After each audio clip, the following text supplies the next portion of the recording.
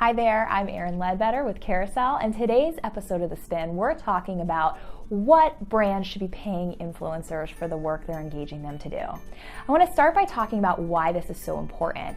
And it's an important topic to us today because we're seeing a lot of inflation in the marketplace where influencers don't know what to charge, brands aren't really sure of the value, and so we end up overpaying for what that ROI is going to be. And eventually, all of this inflation is going to lead to a general negative ROI in the influencer marketing industry in general. That's not good for brands, and that's not good for the influencers who rely on this for work.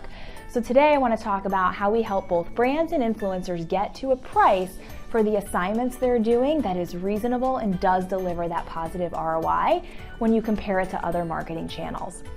So we see 5 factors that go into the price that influencers should be charging and brands should be paying. Reach is of course an important factor, but I do want to caveat that it cannot be the single most important factor. Brands have been paying on reach for years, and the problem with that, we've seen it come to light this year where influencers are buying fake followers to get their prices up. That's not good for the influencers, and that's not good for the brands. We see engagement rates plummeting, we see fake people being reached.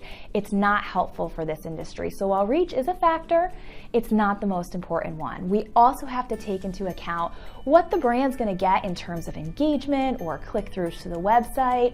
What do we think those anticipated engagement results are gonna be, and what's the value of those? We also need to take into account the value and the cost that goes into creating the content that our influencers are making.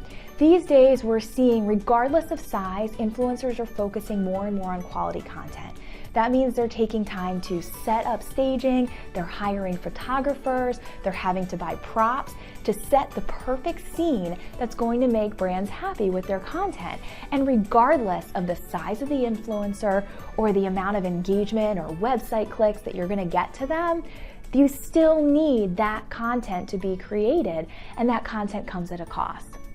Finally, there's a couple other factors in terms of both the persona of an influencer and the credibility they're bringing. These are softer factors, but you still need to consider paying for these things.